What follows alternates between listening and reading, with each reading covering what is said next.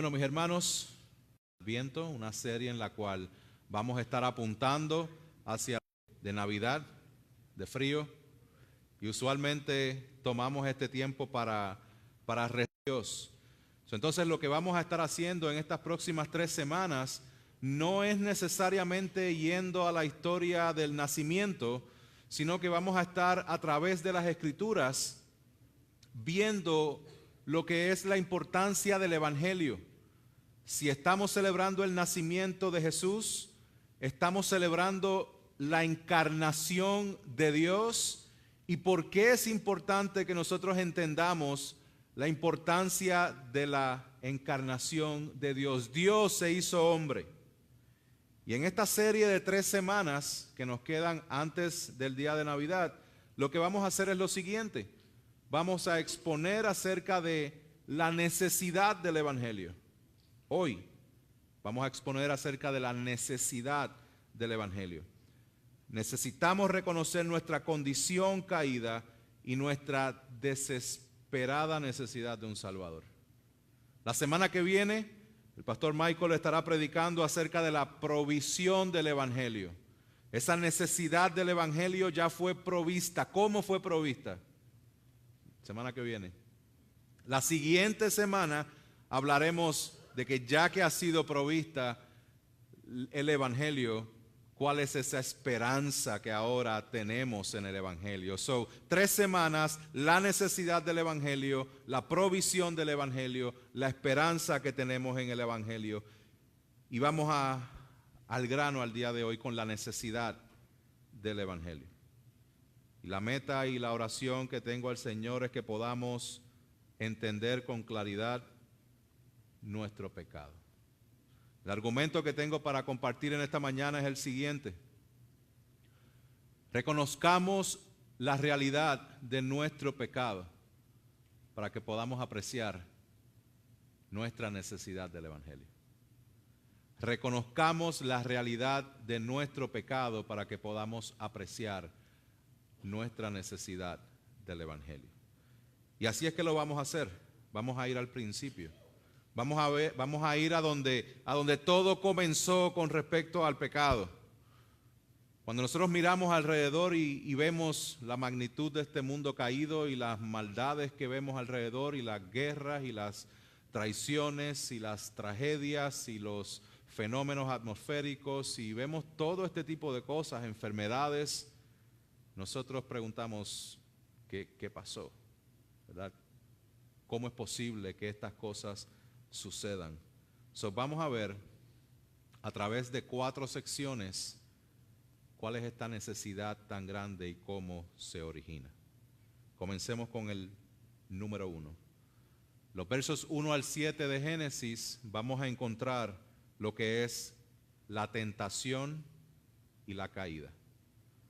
Tentación y caída. Vaya conmigo al verso 1 y estaré dando lectura hasta el verso 7. Dice así: La serpiente era más astuta que cualquiera de los animales del campo que el Señor Dios había hecho. Y dijo a la mujer: ¿Con que Dios les ha dicho no comerán de ningún árbol del huerto? La mujer respondió a la serpiente: Del fruto de los árboles del huerto podemos comer, pero del fruto del árbol que está en el medio del huerto, Dios ha dicho, no comerán de él, ni lo tocarán, para que no mueran. Y la serpiente dijo a la mujer: Ciertamente no morirán, pues Dios sabe que el día de que de él coman, se les abrirán los ojos y ustedes serán como Dios, conociendo el bien y el mal. Cuando la mujer vio que el árbol era bueno para comer y que era agradable a los ojos y que el árbol era deseable para alcanzar sabiduría, tomó de su fruto y comió. También dio a su marido que estaba con ella y él comió. Entonces fueron abiertos los ojos de ambos y conocieron que estaban desnudos y cosieron hojas de higuera y se hicieron delantales. Dice el verso 1 que la serpiente era más astuta que cualquiera de los animales del campo. ¿Quién es esa serpiente? Bueno, el apóstol Juan en el Nuevo Testamento nos ayuda a identificar esta criatura. En Apocalipsis 12, 9 y 22 identifica a esta criatura del jardín del Edén como Satanás. También lo hace Pablo en 2 de Corintios 11:3. Sí, Satanás, la serpiente, es Satanás. ¿Quién es este Satanás? ¿Qué hace este Satanás?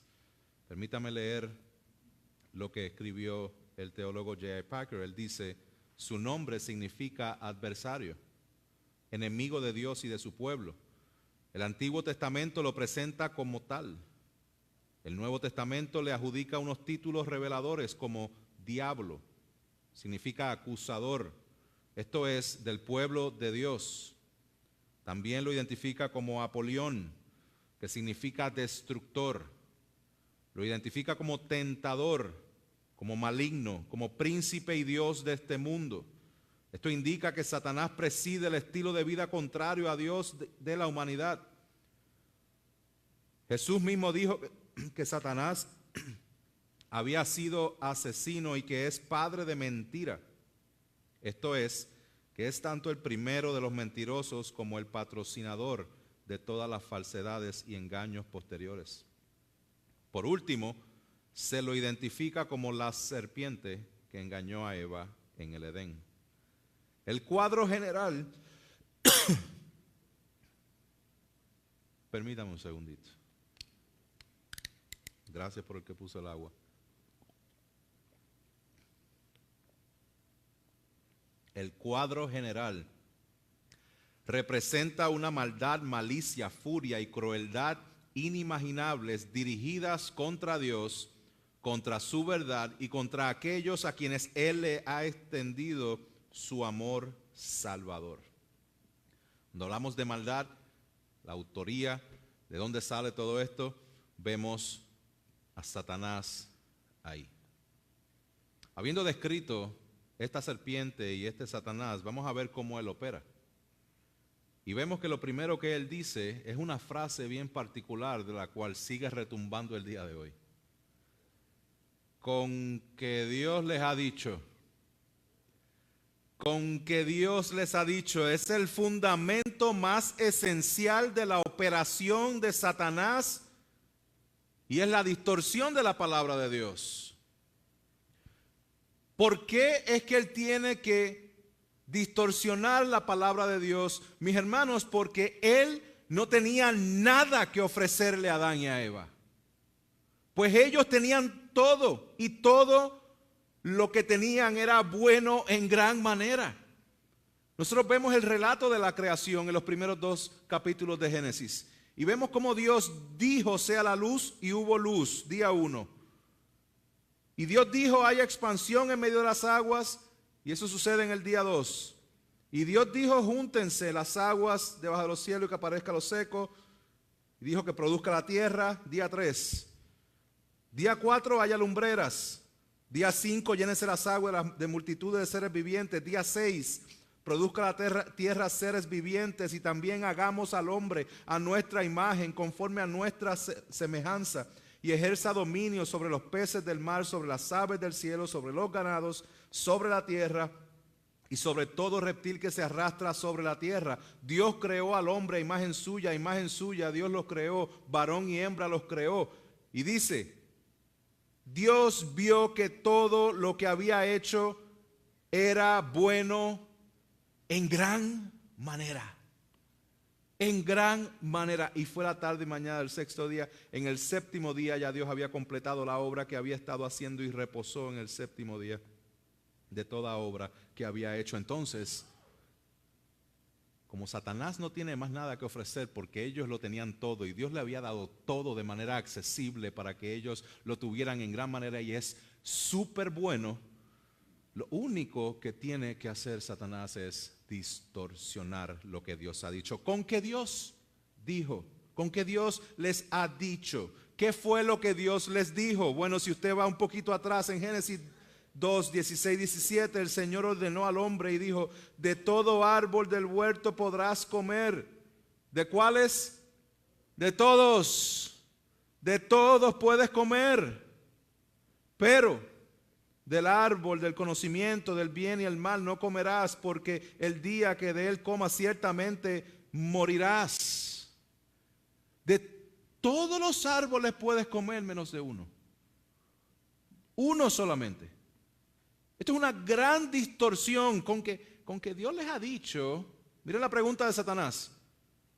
¿No comerán de ningún árbol del huerto? Con su pregunta, él baja de todos los árboles a ninguno. Por medio de una pregunta, la serpiente siembra la duda de todo lo que Dios le había dado a Adán y Eva. Este sería el primer paso para luego enfocar en aquello que Dios le había prohibido. Veamos cómo responde la mujer. Dice el verso 2 y el verso 3. La mujer respondió a la serpiente: del fruto de los árboles del huerto podemos comer, pero del fruto del árbol que está en medio del huerto, Dios ha dicho, no comerán de él, ni lo tocarán, para que no mueran. Hermanos, la mujer no había sido creada cuando Dios dio el mandato de no comer de ese árbol. Adán tuvo que haberle comunicado. Aún así, ella también distorsiona lo que Dios le había dicho, añadiendo, ni lo tocarán. No, Dios no dijo que no lo tocaran. Eso lo añadió Eva. Esto prepara la escena para que la serpiente lance su verdadera intención, su verdadero ataque. Su propósito no era cambiar un poquito la palabra de Dios, sino cambiarla por completo y así engañar con el propósito de destruir. Veamos, versos 4 y 5. Y la serpiente dijo a la mujer, ciertamente no morirán. ¿Qué Dios dijo? ¿Y qué dijo la serpiente? ¿Y qué dijo Dios? ¿Y la serpiente? Aquí vemos el patrón. Primero siembra la duda para luego presentar una total negación. Con que Dios dijo que no coman de ningún árbol. No van a morir, ciertamente no van a morir, dice la serpiente cuando Dios había dicho todo lo contrario. Y mira cómo lo justifica. La serpiente lo justifica explicando que Dios lo que quiso decir fue que el día que coman del fruto de ese árbol podían ser como Dios. Esta es la tentación más antigua y el fundamento de la idolatría del corazón humano. Satanás es el ángel caído que quiso ser Dios. Y la tentación de Satanás dice lo siguiente, parafraseando: Dios no es bueno. Y lo que les ordenó hacer no es para su bien. Tu máximo potencial no lo podrás alcanzar si obedeces lo que Él te dijo. Por el contrario, si comes del fruto del árbol, podrás ser Dios. Podrás conocer lo oculto. Si desobedeces realmente, podrás ver. Tus ojos serán abiertos a la realidad. Tentación antigua que estaba en el jardín del Edén y que todavía está haciendo ruido como en unas tumbacocos. ¿Saben lo que son unas tumbacocos? Si no tienen idea de lo que son las tumbacocos, puertorriqueños saben lo que son las tumbacocos, se están riendo. Son unos camiones que ponen unas bocinas súper gigantescas y las pasan por los vecindarios a todo volumen y las casas vibran del sonido de esas bocinas. Así retumba la mentira de Satanás el día de hoy. Con que Dios dijo, esta es la realidad que vemos el día de hoy. Les hago la pregunta, ¿no es esa la misma tentación que sigue dominando nuestros tiempos? Con que Dios dijo, ¿no sigue Satanás minimizando la palabra de Dios para sembrar dudas que lleven a las personas a una total negación? ¿No es el deseo del ser humano de querer ser autónomos e independientes de Dios? Dios dice esto, pero yo hago aquello. La pregunta con que Dios dijo está retumbando en nuestros días el día de hoy. Veamos cuál es la respuesta de Eva. Dice, cuando la mujer vio que el árbol era bueno para comer y que era agradable a los ojos y que el árbol era deseable para alcanzar sabiduría, tomó de su fruto y comió. también dio a su marido que estaba con ella y él comió. Entonces fueron abiertos los ojos de ambos y conocieron que estaban desnudos y cosieron hojas de higuera y se hicieron delantales. Eva fue engañada. El fruto prohibido ahora lo veía bueno para comer y agradable para los ojos y deseable para adquirir sabiduría. Hermanos y hermanas, pudiéramos decir con facilidad que este es el texto más trágico de todas las Escrituras. Sus ojos fueron abiertos, no a la sabiduría de Dios, sino a la sabiduría diabólica. Ahora podían ver que estaban desnudos, pero con los ojos de maldad. Interesante porque al final del capítulo 2 dice, ambos estaban desnudos, el hombre y su mujer, pero no se avergonzaban. Pero ahora, por medio de los lentes de la maldad y del pecado, lo que había era vergüenza. Ahora podían ver una nueva realidad caída. ¿Y qué hicieron? Se cosieron hojas de higuera y se hicieron delantales. Este es el primer intento fallido del ser humano de autojustificarse. Este es el primer intento fallido del ser humano de cubrir su vergüenza y su pecado. Mis hermanos, qué importante es que conozcamos la palabra de Dios. Qué importante que conozcamos que Satanás al día de hoy sigue atacando primordialmente, distorsionando la palabra de Dios de la cual tú tienes acceso, de la cual el Espíritu Santo está para ayudarte, para que la entiendas y la puedas hacer parte de tu vida. Y el ataque de él es que tú sigas viendo esto de manera diferente con que Dios dijo. Miren la bendición que Dios ha dado a su iglesia. Dios da pastores y maestros a su iglesia para que alimenten a la iglesia ¿con qué? Con su palabra. Este alimento tiene como propósito edificarte para la obra del ministerio y para que crezcas en madurez en la fe, para que cuando escuches el con que Dios dijo, tú sepas defenderte de lo que realmente Dios dice en su palabra. Por tal razón, la reunión de los santos cada domingo, la reunión de la iglesia cada domingo es importante para tu crecimiento y el crecimiento de la iglesia.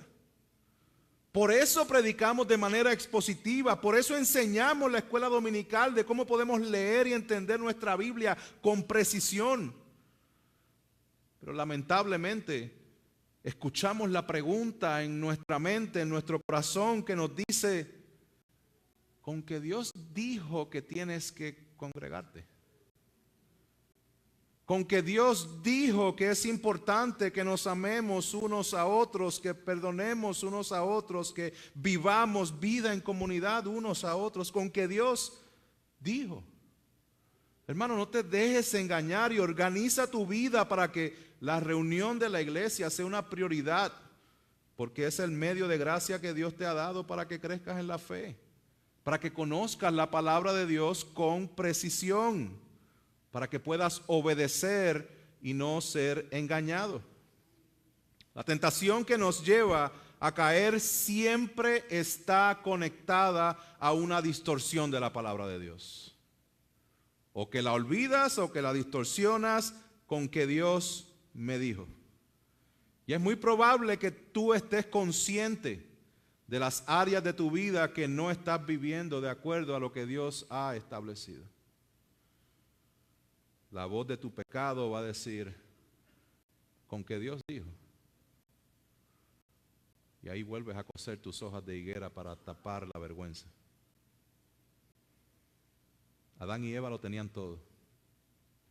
Tenían el estómago lleno, tenían la belleza del paraíso, del jardín del Edén, tenían la provisión abundante del fruto de todos los árboles menos uno, tenían la compañía el uno del otro, tenían la compañía de la presencia de Dios, pero cayeron en la trampa. La tentación y la caída de Génesis 3 afectó la humanidad completa y es importante que reconozcamos la realidad de nuestro pecado, porque solo así podemos reconocer y apreciar la necesidad del Evangelio. Veamos lo que sucede después. Punto número 2, verso 8.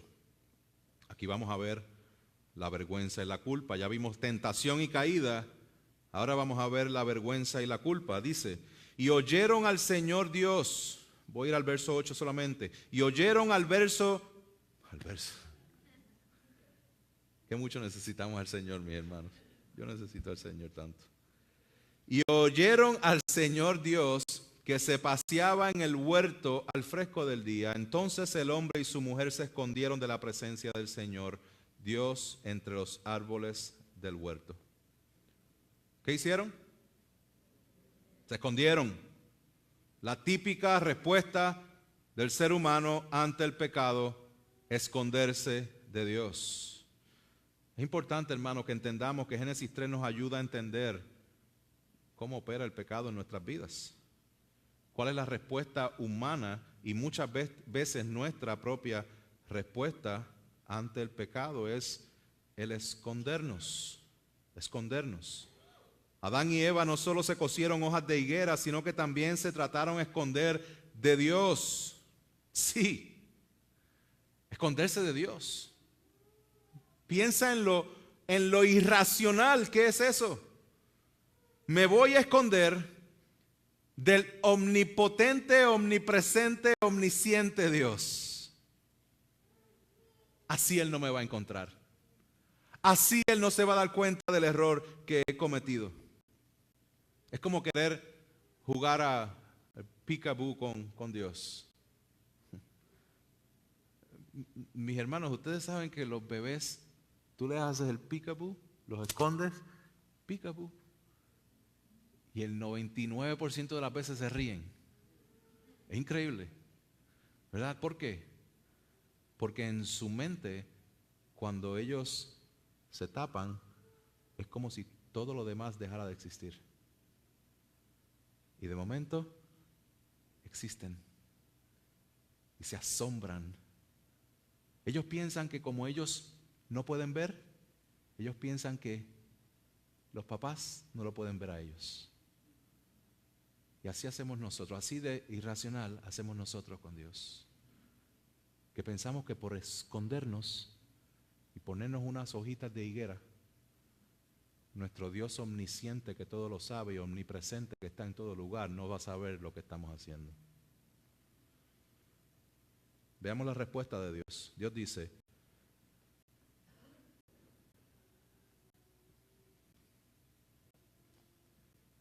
¿dónde estás? ¿Dónde estás? No es que Dios no supiera. Dios sabía dónde ellos estaban. Al igual que muchas veces nosotros estamos en un lugar, pero nuestra mente está en Pekín. ¿Verdad? Que decimos, estamos aquí, pero como que no estamos. O le decimos a nuestra esposa, o le dices a tu esposo, ¿estás aquí? Tú sabes que está aquí, pero tú sabes que también su mente no está. Así está Dios haciéndole esta pregunta, ¿dónde estás? Y es interesante porque nuestro mundo y muchas veces nosotros en nuestro propio pecado nos llevamos a hacer esa pregunta también a Dios. Nosotros diciéndole a Dios, Dios, ¿dónde tú estás? Dios, ¿dónde estás tú? Dios, ¿por qué permitiste esto? Dios, cuando pasó esto, ¿dónde tú estabas? Pero esas son las preguntas incorrectas. No es ¿dónde estás tú, Dios? Es Dios diciéndonos a nosotros ¿dónde tú estás? Porque Dios no estaba escondido. El que estaba escondido es Adán. El que se esconde de Dios es el ser humano por causa de su pecado. Fue Adán el que se escondió por su pecado. Igualmente pasa hoy. Dios no está escondido. Dios se ha revelado por medio de su palabra. Y por medio de su palabra podemos conocerlo y podemos también conocer la manera en que Él quiere que vivamos. Pero nos aferramos a nuestra manera de vivir muchas veces y preferimos escondernos. Y cuando las cosas no pasan como nosotros queremos, preguntamos, ¿dónde tú estás? No, ¿dónde estás tú? ¿Estás obedeciendo mi palabra? Porque cuando no obedecemos la palabra, la tendencia es esconderse. Esconderse. Dios, en su misericordia, te pregunta nuevamente hoy, ¿dónde estás? Yo no estoy escondido, pero tú sí. ¿Dónde tú estás? Continuemos viendo la respuesta de Adán y Eva a su pecado. Pues ellos no solamente se escondieron por su vergüenza, sino que a partir de ese día, la culpa se quedó huérfana. Vamos a verlo, verso 10. Y él respondió: te oí en el huerto, tuve miedo porque estaba desnudo y me escondí. A lo cual el Señor le dice: ¿quién te ha hecho saber que estabas desnudo? Le preguntó Dios: ¿has comido del árbol del cual yo te mandé que no comieras? El hombre respondió: la mujer que tú me diste por compañera me dio del árbol y yo comí. Entonces el Señor Dios dijo a la mujer: ¿qué es esto que has hecho? La serpiente me engañó y yo comí, respondió la mujer. Dios confronta el pecado inmediatamente, va directamente a Adán y le hace estas preguntas: ¿será que comiste de lo que exactamente te dije que no comieras? A lo cual Adán responde: la culpa es tuya. Fue la mujer, pero esa mujer me la diste tú. Tú eres el culpable de esto, Dios. No soy yo. La mujer que tú me diste. ¿No les dije que el pecado lleva a posturas irracionales? La culpa es huérfana. Dios no le pregunta más a Adán e inmediatamente le pregunta a la mujer. Y la mujer hace exactamente lo mismo. La mujer dice: la culpa tampoco es mía. Increíble. Bárbara, ¿verdad? Sino de la serpiente me engañó. Mis hermanos, el día de hoy vemos esta misma tendencia. Las personas no vienen a Dios. ¿Por qué? Porque se esconden. La palabra es más específica. En el libro de Juan, específicamente capítulo 3, dice: y este es el juicio, que la luz vino al mundo y los hombres amaron más las tinieblas que la luz, pues sus acciones eran malas. Escucha bien: porque todo el que hace lo malo odia la luz y no viene a la luz para que sus acciones no sean expuestas. Dios no está escondido y también la culpa sigue siendo huérfana el día de hoy. El pecado hace que culpemos a nuestro cónyuge, a nuestros hijos, a nuestros líderes, a la iglesia, al gobierno, a nuestros padres, a todo el mundo, menos asumir la responsabilidad de nuestro propio pecado. Un ejemplo, mis hermanos: la psicología moderna, que nos permite tener un buen diagnóstico del comportamiento humano, es un sistema de pensamiento que está fundamentado en la creencia de que no hay Dios. Y aunque ayuda a entender el comportamiento humano, nunca va a dar en el blanco en cómo se origina. En otras palabras, no te permite identificar tu responsabilidad en lo que hiciste mal. Mis hermanos, muchas veces tengo oportunidad de aconsejar matrimonios y es increíble cómo siempre la culpa es del otro. Tenemos esta tendencia de calcular la culpa. En esta situación, yo sé que yo tuve algo que ver, pero si usted supiera lo que él hizo, si usted supiera lo que ella hizo, entonces empezamos con este ejercicio matemático en nuestra mente diciendo: yo fallé como un 10%, pero el 90% fue él. En este caso particular, el 90% fue él. ¿Cuál es el problema con ese pensamiento? El problema con ese pensamiento es que tú eres 0% responsable de su 90% de culpa. Y eres 100% responsable de tu 10% de culpa. Entonces, ¿cuándo empezamos a asumir nuestra propia responsabilidad? Esta es la belleza del Evangelio, donde podemos reconocer que somos pecadores. Y cuando fallamos, decir: sí, fallé y fallo hasta sin darme cuenta. ¿Que dijeron esto de mí? Posiblemente. porque yo soy capaz de eso, pero en Cristo puedo ser obediente. En Cristo puedo asumir mi responsabilidad sabiendo que tengo un abogado para con el Padre. Podemos tener nuestros pecados perdonados por la obra de Cristo. Tenemos una postura completamente diferente. Nosotros debemos ser los primeros en decir, perdón, fui yo, perdóname, perdón. No estar apuntando hacia otros lados. Mis hermanos, Génesis 3 nos ayuda a entender el origen de nuestro pecado y las tendencias de Satanás al tentarnos y de nosotros de escondernos y culpar a otros cuando pecamos. Vamos a ver lo que sucede después. Ya vimos que Dios primeramente se dirigió a Adán y luego a la respuesta de este a Eva, y luego ahora va a emitir sentencia y promesa de redención. Punto número 3, sentencia y promesa de redención. A la serpiente no le pregunta nada, sino que va directamente y le dice en el verso 14, por cuanto has hecho esto, maldita serás más que todos los animales y más que todas las bestias del campo. Sobre tu vientre andarás y polvo comerás todos los días de tu vida. Pondré enemistad entre tú y la mujer, y entre tu simiente y su simiente. Él herirá la cabeza y tú lo herirás en el talón. Comienza la sentencia.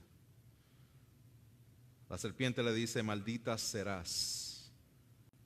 Aquí ya hay anuncio de derrota definitiva para esta serpiente. Esta serpiente está condenada a humillación, está condenada a la derrota.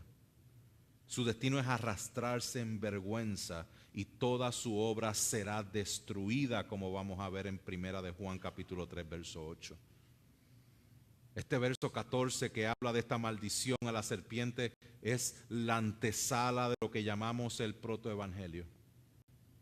Este anuncio, el primer anuncio de las buenas nuevas de salvación, no lo encontramos en el Nuevo Testamento, lo encontramos rápido aquí en Génesis 3:15.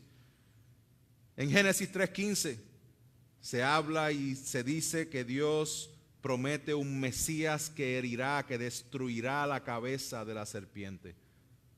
Dice que va a haber una enemistad. A través de las Escrituras vemos que esa enemistad entre la simiente o la semilla de la serpiente contra la semilla de la mujer es algo que va a estar de manera constante, y lo vemos en el desarrollo de las Escrituras. Lo vemos tan marcado que tan pronto comienza el siguiente capítulo vemos la simiente de la serpiente, Caín matando la simiente de la mujer, Abel. Vemos esta simiente de la serpiente creciendo y desarrollándose a través de la historia al punto en que Dios dice voy a eliminarlos, pero Dios guarda su promesa y decide salvar la simiente de la mujer en Noé y toda su familia. Y vemos que solamente quedan ellos, pero otra vez el poder del mal y la maldad de la simiente de la serpiente comienza a crecer de tal magnitud que quieren llegar al cielo por medio de sus propios méritos, construyendo la torre de Babel, lo cual Dios trae confusión. Y Dios escoge un hombre de manera específica y le da una promesa que en él serían benditas de su simiente. Hay una simiente prometida a Abraham en el capítulo 12 y hay un desarrollo de la historia redentora a partir de ahí de manera específica, porque Abraham, aunque era el padre de la fe, no era un hombre perfecto, no era la simiente. Y el pueblo comienza a tener esta expectativa de que viene una simiente. ¿Y quién será esta simiente de la mujer que le va a destrozar la cabeza a Satanás? Y nace Isaac, pero Isaac no es. Y nacen las 12 tribus, los 12 hijos, pero no son ellos tampoco. Tan malos eran que vendieron a su propio hermano José. Y José termina en Egipto, pero nos damos cuenta que José termina en Egipto, ¿por qué? ¿Porque ellos fueron malos? No, porque Dios está guardando la simiente de la mujer. Dios lo hizo para preservar a su pueblo, porque de su pueblo iba a salir esta simiente que le aplastaría la cabeza a Satanás, y el pueblo termina 400 años esclavizados en Egipto. Y una vez más se trata de eliminar la serpiente de la mujer, matando a todos los hijos varones. Y Dios guardó la simiente de la mujer, preservando la vida de Moisés, quien iba a ser la persona que iba a servir como esa antesala, como ese retrato de aquel libertador del pueblo. Mis hermanos, sabemos la historia. Sabemos que luego hubo reyes, pero estos reyes no fueron perfectos. Sabemos que el pueblo continuó alejándose de la palabra de Dios.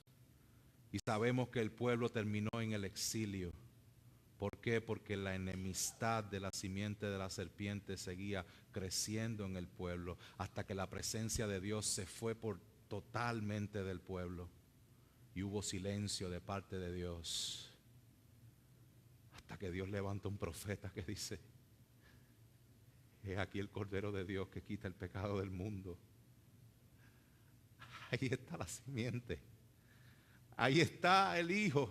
Ahí está la semilla que iba a destruir la cabeza de Satanás. ¿Cómo? De la manera que menos la gente se lo esperaba.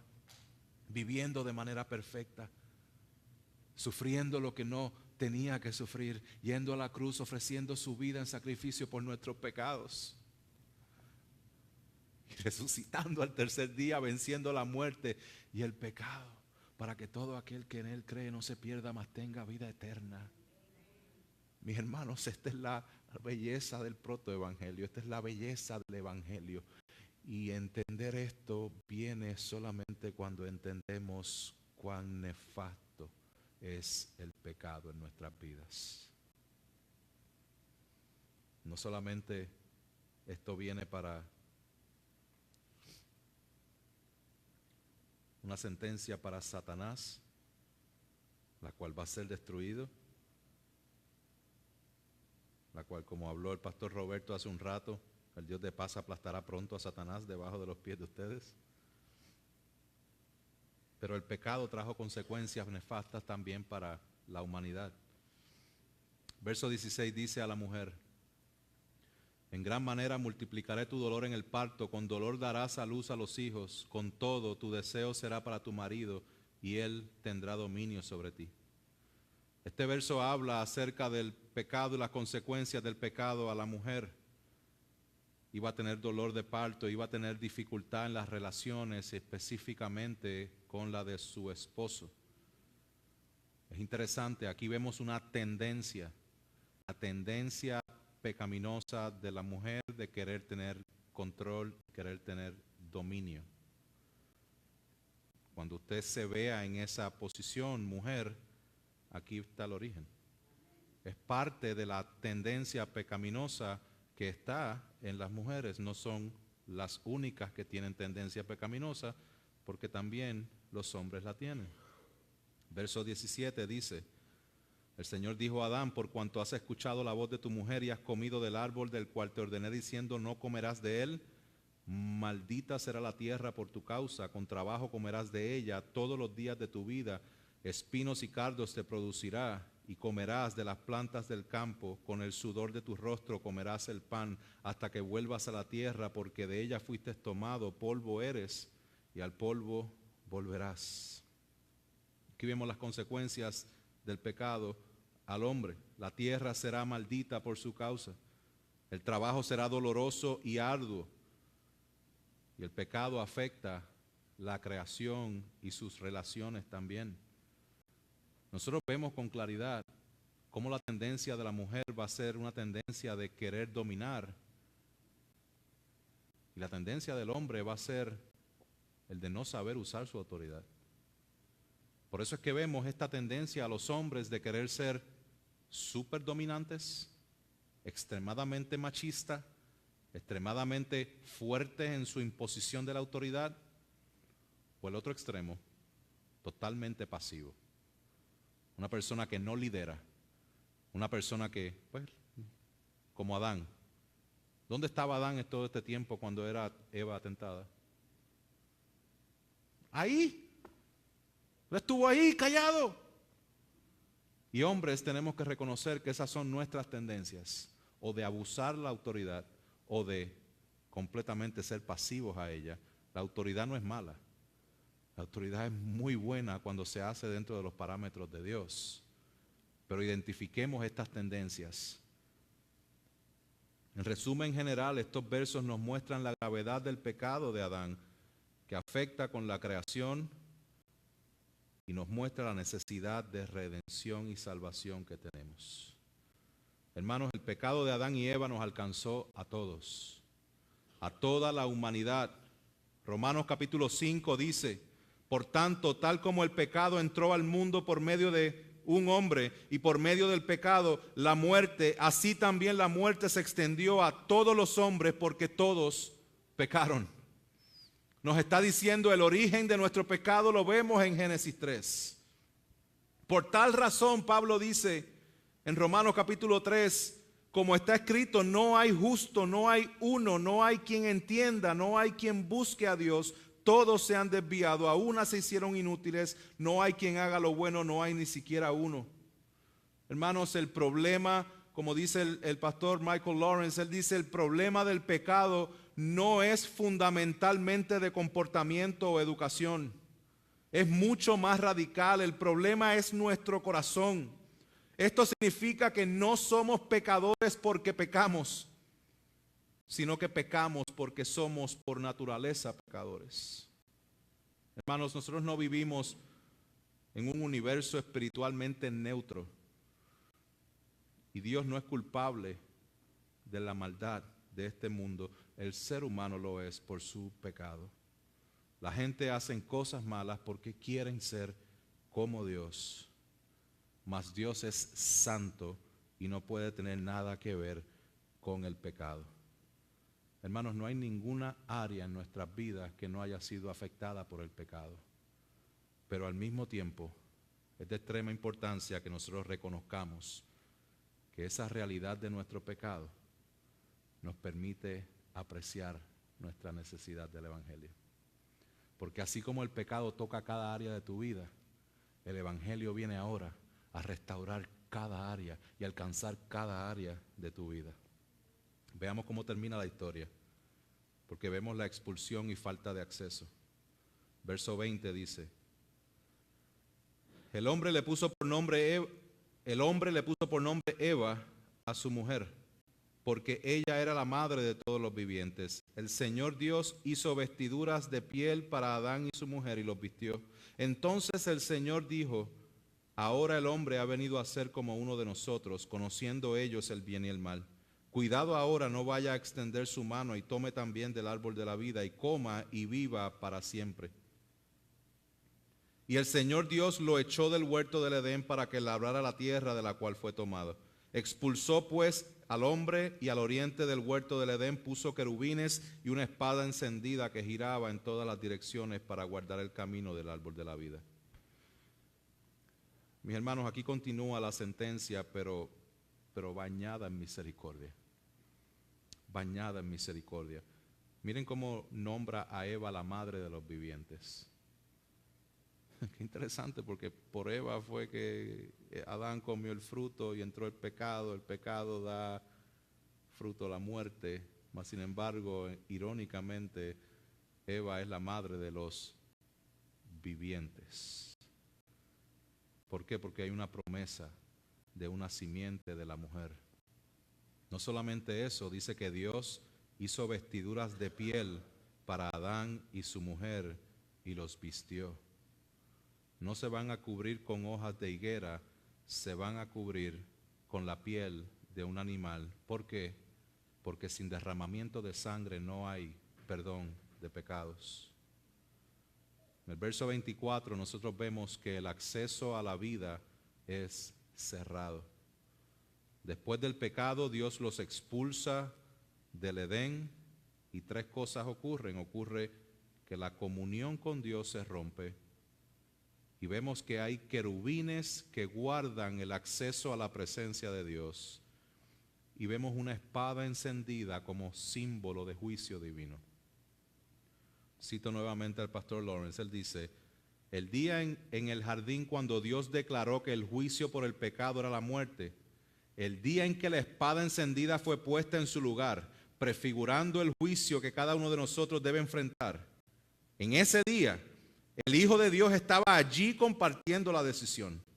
Fue la decisión de la Trinidad de desterrar a Adán y Eva del jardín. Fue un acto de juicio, sí, pero también un acto de misericordia. Permanecer en la presencia de Dios como un pecador era morir. El destierro evitó esa sentencia y fue la decisión de la Trinidad negar el árbol de la vida a la humanidad caída. Vivir para siempre como un pecador no redimido es seguramente la definición del infierno. Ya no hay acceso. No hay forma en que ningún ser humano, por sus propios méritos, pueda tener acceso a la presencia de Dios, porque hay dos querubines con una espada encendida guardando que nadie pueda entrar ahí. Como dirían en el desaparecido programa del Chapulín Colorado, ¿y quién podrá ayudarnos? Y ahora, ¿quién podrá defendernos? Mis hermanos, yo quiero que conectemos a Jesús y que veamos la necesidad que nosotros tenemos de ver y creer y rendirnos a la obra del Señor Jesús. En primer lugar, Adán y Eva fueron tentados y cayeron. Y mientras ellos fueron tentados en el paraíso, nuestro Señor Jesús fue tentado en el desierto. Mientras ellos fueron tentados con el estómago lleno, nuestro Redentor fue tentado en el desierto en el día 40 de ayuno. Mientras ellos fueron tentados teniendo la presencia el uno del otro y Dios paseándose por medio de ellos, nuestro Señor Jesucristo fue tentado en soledad. ¿Cómo ellos fueron tentados? Con que Dios dijo. ¿Cómo Jesús fue tentado? Si realmente eres el Hijo de Dios. ¿Cómo que si realmente eres el Hijo de Dios? ¿Dónde está Jesús cuando escucha esas palabras? Está en el desierto en el día 40 días antes. ¿Dónde estaba Jesús? Siendo bautizado. Y cuando fue bautizado se escuchó una voz del cielo que dijo: Él es mi Hijo amado, en Él estoy complacido, Él es mi Hijo amado. Y la tentación de Satanás es: con que eres el Hijo de Dios, si eres el Hijo de Dios, haz que estas piedras se conviertan en pan. Pero Él dice: no, porque no solamente de pan vivirá el hombre, sino de toda palabra que sale de la boca de Dios. Lo que Adán y Eva fallaron, nuestro Cristo lo cumple de manera perfecta. Y luego Él le dice: yo te voy a dar todo esto si postrado me adorares. En otras palabras, yo sé que tú eres rey, yo sé que tú eres el creador del universo, pero viniste como hombre para tener que sufrir por todos estos pecadores. Póstrate ante mí para que no tengas que pasar por esa cruz. A lo cual Jesús resiste la tentación y la palabra dice que ángeles vinieron y le servían. Mis hermanos, nosotros tenemos una gran tentación por el pecado y caemos por nuestro pecado, pero tenemos un gran Salvador que venció la tentación y que se hizo pecado por nosotros. No solamente eso, sino que la vergüenza que nos pertenece a nosotros por nuestro pecado fue la vergüenza que Él cargó en la cruz del Calvario. Lo escupieron, lo azotaron, a Él lo desnudaron enfrente de todo el mundo y Él pasó esa vergüenza que era nuestra. Y mientras nosotros muchas veces le echamos la culpa a los otros, Cristo dice: la culpa de ellos, démenla a mí.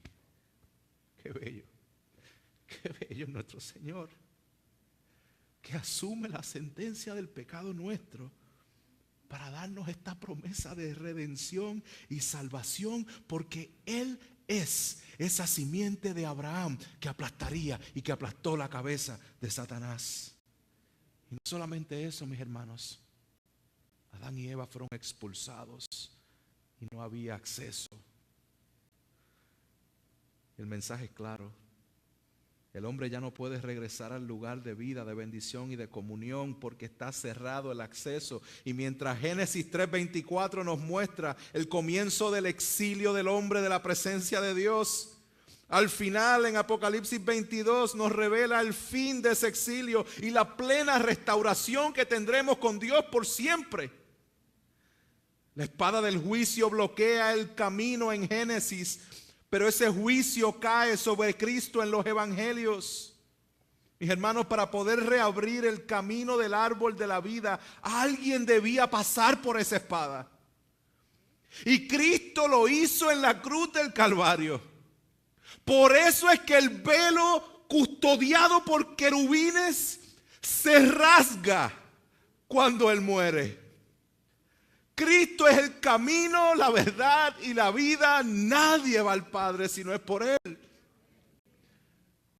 Sí, el pecado es horroroso, pero que mucho necesitamos de la obra de Cristo. Mis hermanos, pongámonos de pie.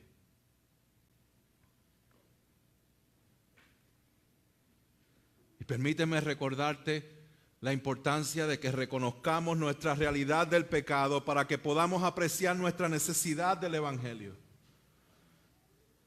Si tú no estás seguro acerca de tu salvación, yo quiero que tú reconozcas que al igual que Adán y Eva,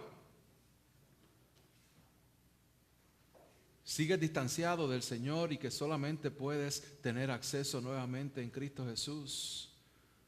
Arrepiéntete de tus pecados y ven a Él en fe hoy. Hoy.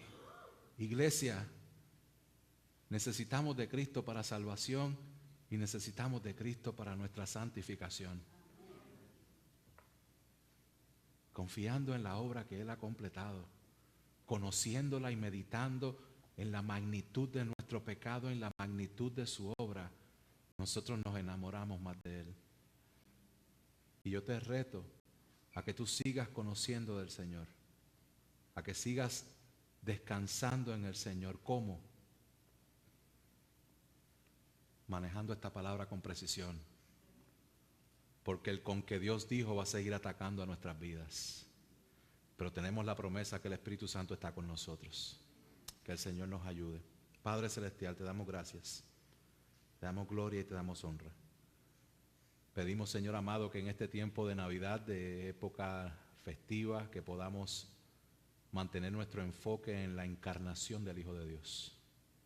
Que podamos ser recordados de la necesidad por la cual tú tuviste que venir. Que seamos recordados de la magnitud de nuestro pecado y de esta salvación tan gloriosa que tenemos en ti. Padre, que tu nombre sea exaltado en nuestras vidas. En el nombre poderoso de Jesús. Amén.